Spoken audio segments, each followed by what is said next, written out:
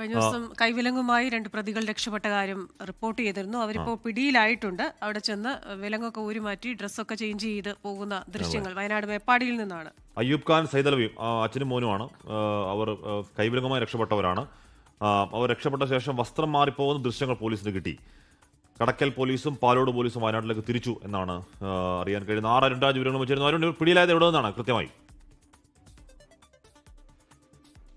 പിടിയിലായിട്ടുള്ളത് ഇപ്പോൾ കടക്കൽ പോലീസും പാലോട് പോലീസും ഈ മേപ്പാടിയിലേക്ക് തിരിച്ചിട്ടുണ്ട്. ഈ പ്രതികൾ രക്ഷപ്പെടുന്ന CCTV ദൃശ്യങ്ങൾ ഇപ്പോൾ നമുക്ക് ലഭിച്ചിട്ടുണ്ട്. ഈ പ്രതികൾ വസ്ത്രം മാറിയ ശേഷം ഇവിടെ നിന്ന് വയനാട്ടിലേക്ക് തിരിക്കുകയായിരുന്നു. ഈ പ്രതികൾ എങ്ങനെയാണ് ഇത്ര ദൂരം സഞ്ചരിച്ചത്, പോലീസിന്റെ കണ്ണു വെട്ടിച്ച് ഇത്ര ദൂരം പോയത് എന്ന് സംബന്ധിച്ച് പോലീസിന് പോലും ഇപ്പോൾ വലിയ അത്ഭുതമാണുള്ളത്.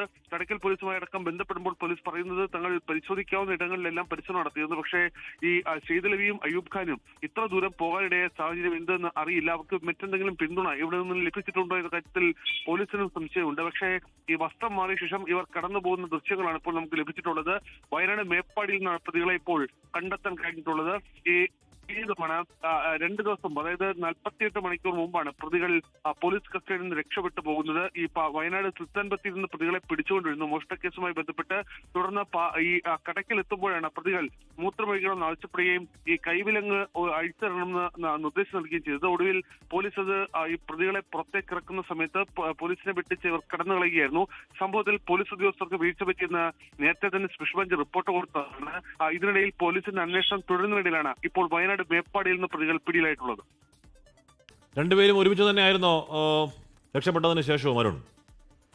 അഷ്മി, തീർച്ചയായും അച്ഛനും മകനും എപ്പോഴും ഈ മോഷണം നടത്തുമ്പോഴും ഒരുമിച്ചാണ്, തിരിച്ച് രക്ഷപ്പെടുന്നതും എല്ലാം ഒരുമിച്ചാണ്.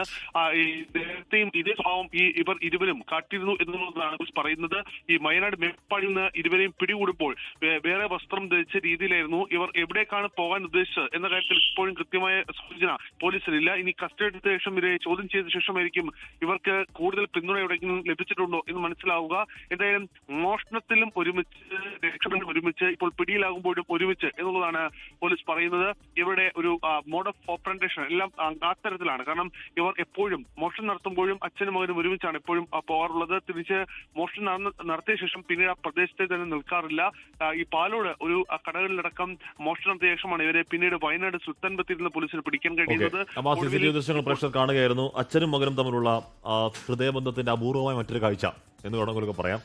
ലോകത്തെവിടെയായാലും ഏത് സമയത്തും 24 വാർത്തകളും ഓഗ്മെന്റഡ് റിയാലിറ്റി പാക്കേജുകളും എക്സ്പ്ലെയിനറുകളും വിശദമായി കാണാൻ ഞങ്ങളുടെ യൂട്യൂബ് ചാനൽ നിങ്ങൾക്ക് സബ്സ്ക്രൈബ് ചെയ്യാം.